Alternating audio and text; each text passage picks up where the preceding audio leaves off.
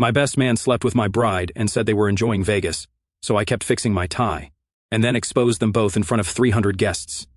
I'm Daniel, 31, male. I was in the groom suite at Oakwood Estate, messing with my tie for what felt like the 100th time because my hands wouldn't quit shaking. 4 years with Belle, 8 months engaged, and somehow this incredible woman had said yes. Through the French doors, I could see our ceremony setup looking like something out of those wedding magazines. Belle was always shoving in my face. 300 white chairs lined up perfectly. That massive floral arch that needed a damn crane to install, and servers already walking around with drinks. Everything was perfect. Too perfect, turns out. Here's what you need to know. Zach and I ran Northline Creative, a marketing agency we'd built from nothing after college. We survived on ramen and Red Bull for 2 years, sleeping on office couches and cold-calling prospects, until we finally started landing the big corporate accounts, Nike regional campaigns, tech startups, that craft brewery account that put us on the map. We were pulling in close to $2 million annually, split 50-50. Zach was going to be my best man, obviously. The guy who'd been there since day one, who helped me practice my proposal speech until I could say it in my sleep. My phone buzzed on the marble counter. Zach's name lit up the screen. Good news, brother. Your girl's with me. We tied the knot in Vegas last night. Thanks for the bachelor party inspiration. Gave us the perfect cover story. Don't worry about the honeymoon tickets. We'll figure out the money situation eventually, probably. I stared at the screen until the words started swimming.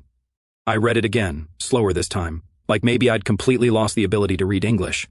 Zach Mercer, my college roommate, my business partner, the guy who was supposed to hand me the rings in 90 minutes, the guy I'd trusted with half my company, my bachelor party planning, and apparently my entire future. Before I could even start processing, my phone rang. Belle's mom, Lillian. Daniel, son. Her voice had that fake cheerful tone people use when they're about to ruin your life but want to sound nice about it. I just wanted to mention, well, I do hope you kept the receipt for that engagement ring. Belle's going to need some time to figure things out. You understand? Click. She actually hung up on me. I stood there holding my phone like it might explode. Outside, guests were still arriving. My uncle's truck pulling up next to Lillian's pristine Mercedes, women in summer dresses, 300 people, $85,000. My entire family had flown in from 4 different states. The smart move would have been to cancel everything, send everyone home with apologies and whatever dignity I had left, lock myself in the nearest dive bar, and drink until I forgot my own name.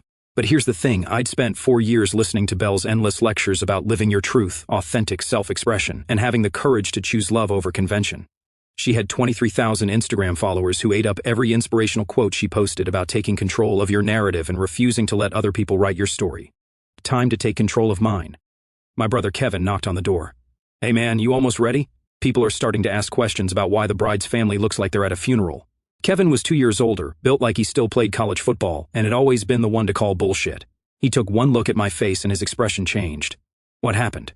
I handed him my phone. He read Zach's message twice, then looked at me with that expression he'd worn since we were kids, the one that meant someone was about to get their ass kicked. Well, he said, this should be interesting. I walked to the full-length mirror and stared at the guy looking back at me. The same person who woke up that morning thinking he was about to marry his soulmate, but something had shifted underneath. Something way deeper than what you could see in a reflection. Kevin was leaning against the doorframe, arms crossed. So, what's the play here, little brother? I'm going to tell everyone exactly what happened. All of them. Right now. Kevin grinned. It wasn't a nice grin. This is going to be epic. You want backup? Just watch for Belle's dad. He looks like he might try to tackle me if this goes sideways. I straightened my tie one last time and walked out to face the music, Kevin trailing behind me like my personal bodyguard. The ceremony space looked like Pinterest had thrown up all over it. The string quartet was doing final sound checks, completely clueless they were about to provide the soundtrack to the most spectacular wedding implosion in recent history. The lead violinist spotted me and raised her bow, ready to start the processional. She was totally unaware she was about to witness something that would get talked about at industry events for years. I waved her off and walked straight to the microphone. Ladies and gentlemen, thank you all for being here today. My voice carried across the space, every head turned toward me, confused faces, people checking their phones, wondering why the ceremony was starting without any of the usual pomp and circumstance. My grandfather was in the second row looking worried, like maybe his grandson was having some kind of breakdown. Kevin had positioned himself where he could see Belle's entire family, ready to step in if anyone got ideas. I need to share some news with you. About 40 minutes ago, I got a text from my best man, Zach, letting me know that he and Belle eloped last night in Las Vegas. The silence was so complete you could have heard a pin drop. I watched 300 people try to process what I just said. Faces went from confusion to shock to something like horror in real time. Belle's grandmother actually gasped and grabbed her chest like she was having a heart attack. My cousin's wife grabbed her husband's arm so hard he yelped. Now I know what you're thinking. Poor Daniel left at the altar. How embarrassing. How humiliating. I paused, making eye contact with Lillian, who looked like she wanted to disappear. And you're absolutely right. It is embarrassing. But here's what I figured out. The whispers started then. A low murmur rippling through the crowd like a wave building steam. A server dropped something in the catering area. The crash echoed across the suddenly electric atmosphere. I figured out that Belle and Zach just did me the biggest favor of my entire life. That got a reaction. Phones started appearing, that telltale glow of camera apps opening. Perfect. See, for 4 years I thought I was in love with someone who actually gave a damn about honesty, loyalty, and working through problems instead of running away. My phone was buzzing like crazy against my chest, probably Belle and Zach frantically trying to do damage control. Too late for that, kids. Turns out I was in love with the performance. A damn good performance, I'll give her that, but still just an act.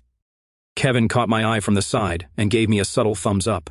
The crowd was completely hooked now, leaning forward like they were watching their favorite TV show. Belle spent 4 years showing me exactly who she thought I wanted her to be while carefully hiding who she actually was. And Zach, well, Zach's been showing me his true colors for years. I just kept making excuses because I thought loyalty meant pretending not to notice when people consistently screw you over. Here's where things got really interesting, because what I was about to tell this crowd would basically change how they saw both Belle and Zach forever. I want to tell you all something about the kind of people Belle and Zach really are when they think nobody is watching. Kevin had moved closer to the front, positioned between me and Belle's family, like he was expecting trouble. Let me start with Belle's real personality. Last month she went off on a teenage barista for 5 minutes because her latte had oat milk instead of almond milk, made the girl cry. When I said maybe she was overreacting a bit, she told me the girl needed to learn consequences for being incompetent. Lillian was staring at her hands. Oh, and 3 weeks ago she threw a full glass at our living room wall because I mentioned that maybe spending $3,000 on throw pillows was a little much. The stain's still there. I kept meaning to repaint it. The crowd was dead silent except for the soft sound of people sniffling, angry sniffling on my behalf. She's been cutting me off from everyone I care about. She convinced me my college friends were holding me back professionally. She said my family was too unsophisticated for her vision of our life together. She made my mom cry at Christmas dinner by telling her the ham was overcooked and the decorations looked cheap. My mom was in the front row now. She was nodding like she was finally allowed to admit what had happened. But here's my favorite Belle story. 2 months ago, we were at dinner with her book club friends. Fancy restaurant, expensive drinks, the whole show. One of her friends mentioned she was struggling financially after her divorce. Belle's response was to say the woman should have married better the first time, then spent 10 minutes explaining how she'd never let herself end up in such an embarrassing situation. The murmur from the crowd was getting louder, angrier. When I pulled Belle aside later and said that was pretty cruel, she told me I was being too sensitive and that successful people don't coddle failure. Apparently empathy is for losers. Kevin was watching Belle's dad, who looked torn between being pissed and ashamed. Smart money was still on Kevin if things got physical. Now let me tell you about Zach's recent business activities. Zach Mercer has been stealing from our company for 8 months, forging my signature on expense reports, billing fake client meetings, moving payments to his personal account. The crowd was getting restless now, murmuring angrily. This wasn't just personal drama anymore. He's been trying to sell our client database to our biggest competitors. He went to our mentor, Bill Chapman, about forcing me out of my own company so he could steal the business we built together. Bill Chapman stood up slowly. At 65, he commanded respect in our industry, and when he spoke, everyone listened. That boy's been shopping your client list around town for months, told people you were unreliable and that he was looking for a way out. I should have warned you sooner. Kevin stepped forward. Since we're sharing, I've got something to add. Zach borrowed $15,000 from me 6 months ago, said it was for a family emergency. Turns out he spent it on a trip to Europe with Belle while Daniel was taking care of his sick grandfather. The hits kept coming. My college roommate Dylan stood up. Zach's been telling people around town that Daniel's agency was failing and that he was the real talent behind the business. He tried to steal 3 of your clients last month. Story after story came out. Belle's entitled behavior, Zach's systematic betrayal, months of lies and manipulation and theft. Every person who spoke looked relieved, like they'd been carrying secrets they could finally dump. Rachel, our creative director, stood up next. She'd been quiet until now, but I could see her making a decision. I need to say something about the business side of this, she announced, her voice carrying across the crowd. Zach Mercer has been forging Daniel's signature on expense reports for 8 months. I have copies of everything, the fake receipts, the altered invoices, the phantom client billings. He's stolen almost $40,000 from the company account. She pulled out a thick folder from her purse. I've been documenting everything because I knew eventually Daniel would need proof. Zach approached 3 of our biggest competitors about selling our client database and our proprietary campaign strategies. I have the email chains going back 4 months. People were standing now, craning their necks to see better, phones recording every word. But I wasn't done, not even close. Here's what really happened yesterday. Zach didn't just decide to elope with my fiancée on a whim. They've been planning this for months. Belle's been cheating on me with multiple people for the past year. Mia, Belle's younger sister, suddenly stood up. Her voice was shaky but determined. Daniel's right. Belle keeps a burner phone in her car. She's been bragging to me about how easy it is to fool him. She said he was too boring and trusting to ever figure it out. Lillian looked like she wanted to crawl under her chair and die. She told me the only reason she was marrying Daniel was for financial security. She wanted to quit her job and focus on her future. She said once she had his ring and his name, she could do whatever she wanted because guys like Daniel never leave. The crowd was beyond restless now. The anger in the air was almost thick enough to cut. But yesterday, Zach made her a better offer. He convinced her they could steal the business together, sell it, and live off the money while building their own competing agency. They saw me as a resource to be used. I raised my champagne glass. So here's to authentic living, to people who show you exactly who they are before you waste any more time on them, and to the fact that sometimes the trash takes itself out. What happened after the toast was something I never could have predicted. Instead of the formal reception Belle had planned, it turned into this organic celebration where people actually wanted to be there. But about 2 hours into the unofficial party, things got really interesting. Belle showed up. She burst through the entrance still wearing her rumpled Vegas wedding dress, makeup streaked down her face, Zach trailing behind her looking like he'd been awake for 36 hours straight. The entire room went silent as 300 people turned to stare at the woman who'd just become the most hated person in the county. Belle was clearly drunk or high on something. Her movements were all over the place. Her voice slurred around the edges. She'd probably been drinking for hours, working up the courage to come back and face everyone. Zach looked sober but terrified, like he was starting to realize just how badly they'd screwed up. She stumbled a bit as she pointed at me, nearly losing her balance in those ridiculously expensive heels.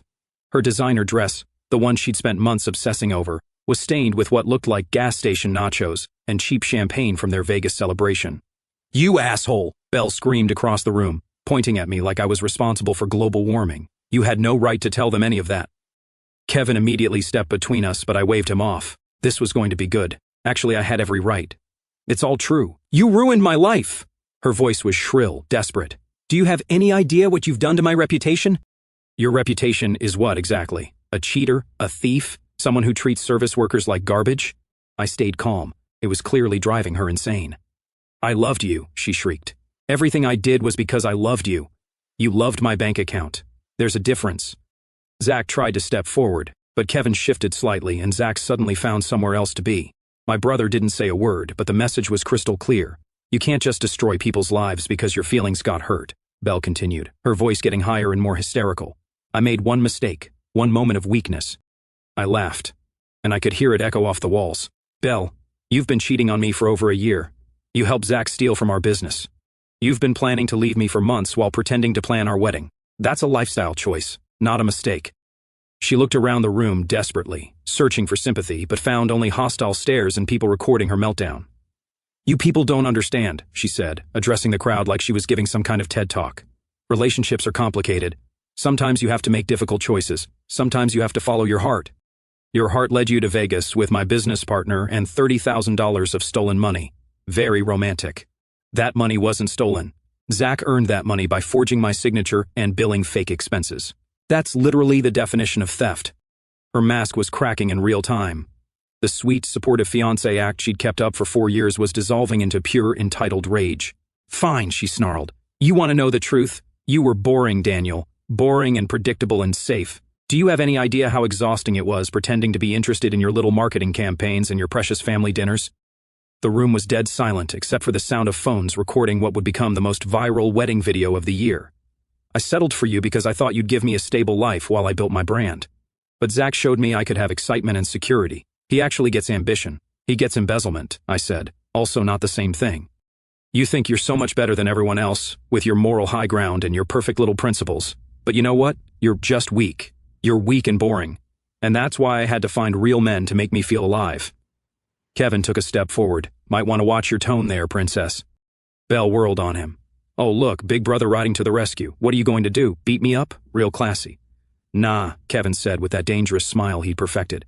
I don't hit women, but I might just call your employer and let them know about your little outburst. You still work at that wellness center, right? The one that's all about positive energy and treating people with respect? Her face went white. You wouldn't.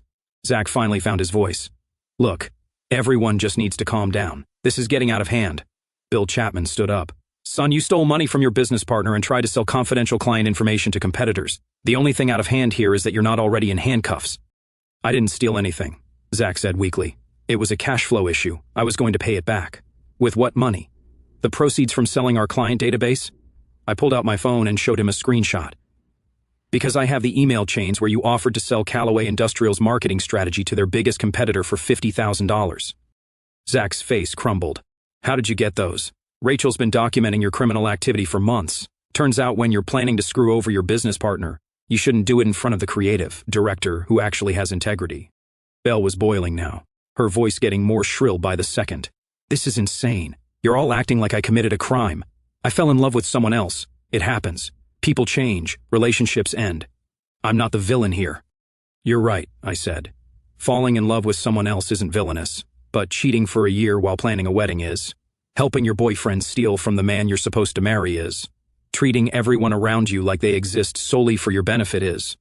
She stared at me for a long moment, and I could see her trying to find some angle that would let her salvage this. You know what? She said finally. I'm glad this happened. I'm glad I found out who you really are before I wasted my entire life married to someone so vindictive and cruel. Zach and I are going to be happy together, and you're going to be alone and bitter and nobody's going to remember your name. Maybe, I said. But at least I won't be a felon. That's when things got really, really interesting. The next morning, Zach made his first big mistake. Instead of lying low and hoping the legal situation would somehow go away, he decided to go on offense. He called an emergency meeting with our 3 biggest clients, claiming I was having a mental health crisis and that he needed to take over the agency to protect their accounts. He told them I was emotionally unstable and making erratic business decisions that could hurt their campaigns. What Zach didn't realize was that Rachel had already called all our clients the night before to give them a professional heads up about what was going down. She'd shown them documented evidence of his theft and explained that their accounts would keep running smoothly under my management. So when he showed up to Callaway Industrial at 8 a.m., expecting sympathy and new contracts, he instead found himself face-to-face with their head of marketing, their CEO, and 2 lawyers. Mr. Mercer, the lead lawyer said, sliding a thick folder across the conference table. We understand you've been trying to sell confidential information about our campaigns to our competitors. We have email evidence of you offering our complete marketing strategy to Carrington Group for $50,000. We'll be filing criminal charges this afternoon. Zach's face went white. He started stammering about misunderstandings and exploratory conversations, but the lawyers weren't buying it. We also found the fake billing invoices you submitted for the strategy retreat that never happened, the CEO added. $15,000 for services you never provided. That's wire fraud, Mr. Mercer, a federal crime. Rachel had done her homework. She'd spent the previous evening calling every single client, armed with documentation of Zach's criminal behavior. By the time Zach started making his panic calls, the clients already knew everything and had picked sides. Kevin, who'd basically appointed himself my unofficial bodyguard and business advisor, was with me when Zach called panicking. Daniel, you gotta call off Callaway Industrial. They're saying they're going to prosecute. This is getting out of hand. You tried to sell their marketing strategy to their biggest competitor for $50,000, I said calmly. What exactly did you think was going to happen? I never actually sold anything. Those were just exploratory conversations. Conspiracy to commit corporate espionage is still a felony, Zach. But hey, maybe the judge will appreciate your restraint. Kevin was enjoying this way too much. Tell him about Carrington Group, he said loud enough for Zach to hear. Oh, right. Carrington Group also wants to have a chat with you about the fake billing invoices you submitted for services that never happened. Turns out when you bill a company for a 3-day strategy retreat that never existed, they notice eventually. The silence on his end was deafening. How much do you actually owe, Zach? I asked. Because I'm counting $30,000 from our business account, $15,000 from Kevin, $25,000 in fake billing to Henderson, and whatever you borrowed from Belle's trust fund that her dad's probably just figuring out about now. Belle doesn't have a trust fund, Zach said weakly. She does, actually. Her grandmother left her $50,000 last year. Belle never mentioned it. Weird, since you're soulmates and all. Kevin was grinning like Christmas had come early. Sounds like your new wife has some trust issues of her own. But Zach wasn't done trying to save his ass. His next move was even more desperate. He hired a lawyer, not a good one apparently, and tried to sue me for wrongful termination and defamation. His argument was that I damaged his reputation by publicly exposing his criminal behavior and that he was entitled to half the value of the business we'd built together. The lawyer's letter was a masterpiece of legal incompetence. It claimed that Zach's indiscretions were private matters that didn't affect his professional capabilities and that my vindictive public statements had caused irreparable harm to his earning potential. Kevin read the letter and started laughing. This guy's lawyer is worse than his business ethics. My lawyer, an actual competent one, was less amused. This is the dumbest lawsuit I've seen in 20 years of practice, she said. He's basically arguing that he has the right to commit crimes without consequences, as long as he doesn't get caught right away. Can we countersue? Kevin asked. Oh, we're going to do much better than that. Within a week, we'd filed criminal complaints with the DA, civil suits for theft and breach of fiduciary duty, and reported Zach to every professional organization he belonged to. We also sent detailed reports to the IRS about his unreported income from fake billing schemes. Dude was about to get cooked very well. The paperwork alone filled 3 boxes. Rachel had been methodical in her documentation. Screenshots of forged signatures, copies of fake invoices, email chains showing Zach's attempts to sell client information, bank records showing suspicious transfers. My lawyer called it the most well-documented case of business fraud she'd seen in 20 years. Zach's world started collapsing faster than a house of cards in a hurricane. His business license got suspended within 72 hours. The state marketing board revoked his professional certifications and sent notices to every member company warning about his criminal behavior. The Better Business Bureau flagged him in their system. But the real death blow came when the IRS audit started. Turns out Zach had been reporting the stolen money as legitimate income but failing to pay taxes on it. Tax evasion on top of wire fraud meant federal charges were coming. His apartment lease got terminated when the background check company told his landlord about the pending criminal charges. His car got repossessed when he couldn't make payments without access to the business accounts he'd been draining. His credit cards got frozen when the bank saw the fraud alerts. The real kick in the teeth came when Carrington Group's lawyers dug deeper into Zach's billing records and discovered he'd been running fake invoice schemes with multiple clients for over a year. The total was close to $200,000. Federal wire fraud, my lawyer explained cheerfully. Multiple counts. He's looking at serious prison time. Kevin had started keeping a running tally of Zach's legal problems on a whiteboard in my office. Criminal theft, wire fraud, conspiracy to commit corporate espionage, tax evasion, and my personal favorite, being married to Belle Mercer. The last one isn't illegal, I pointed out. Give it time, Kevin said. While Zach was learning that crime doesn't pay and lawyers are expensive, Belle was finding out that the internet has a very long memory and zero tolerance for entitled bullshit. The video of her meltdown at the reception had gone nuclear on social media. 300,000 views in the first week. It was shared across every platform and turned into memes. Her Instagram follower count became a real-time spectacle.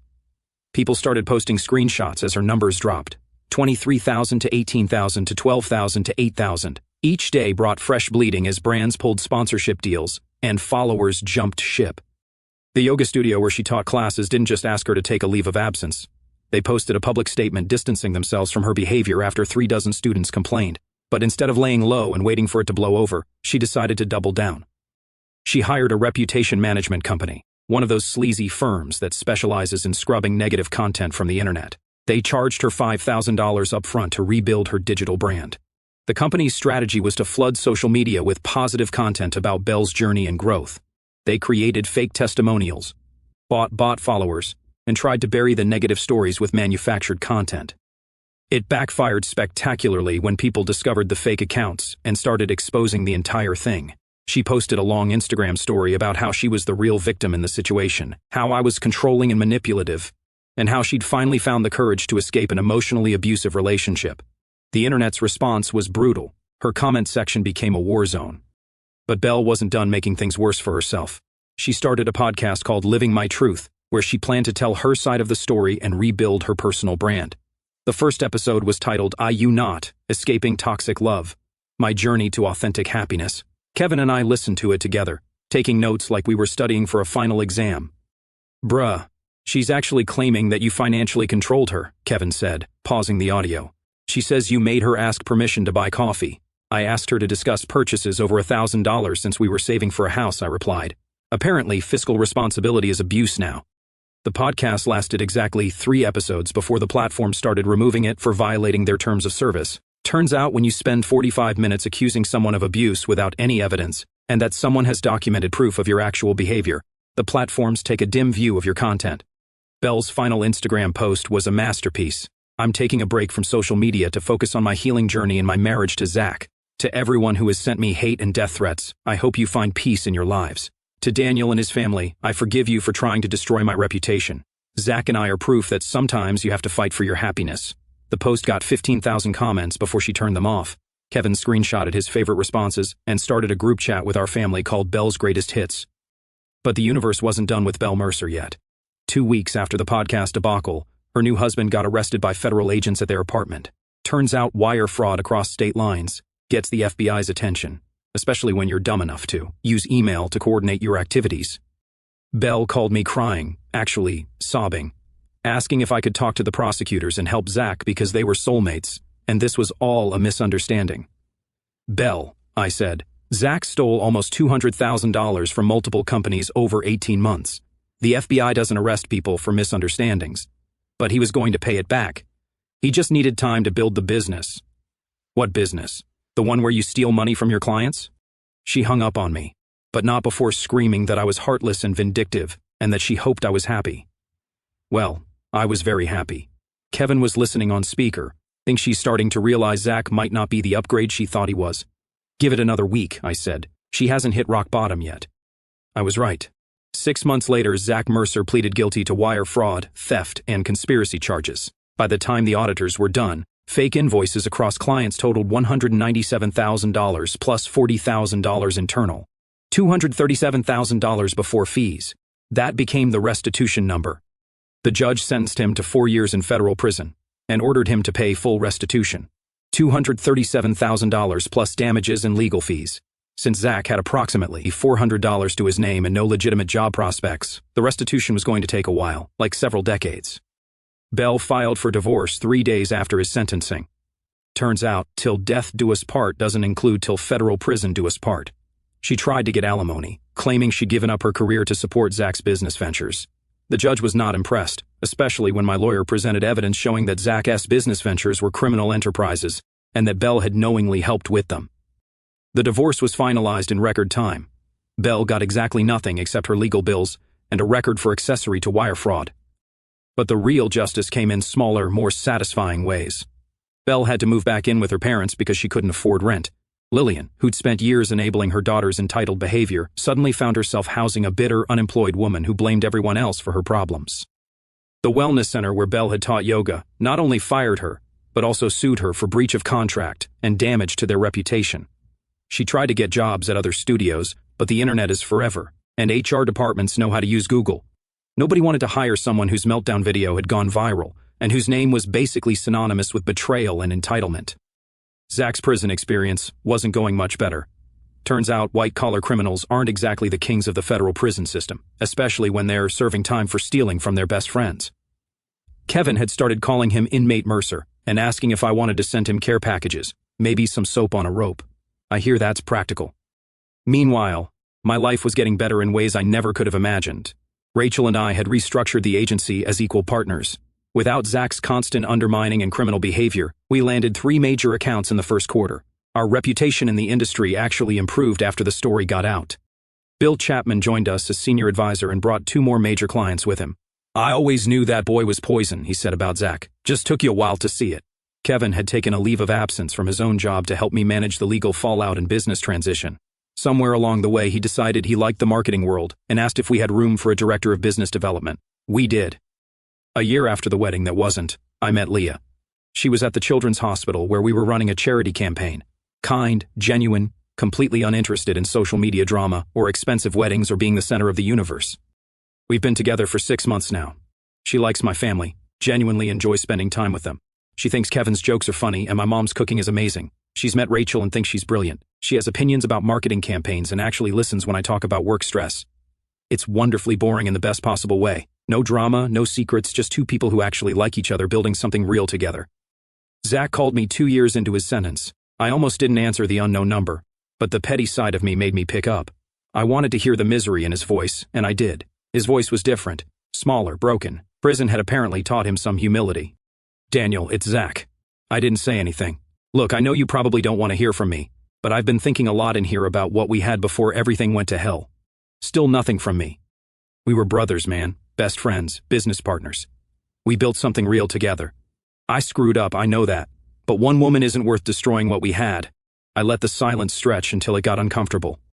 I get out in 18 months, he continued, desperation creeping into his voice. We could rebuild, start over. I learned my lesson. I swear, I'll pay back every penny. We can be partners again. More silence. He was practically begging now. Say something, man, please. I know I screwed up, but we can fix this. I took a breath. Zach. Yeah, you made your bed, now lie in it. I hung up and blocked the number. The best revenge really is living well, but having all the receipts and a good lawyer doesn't hurt either.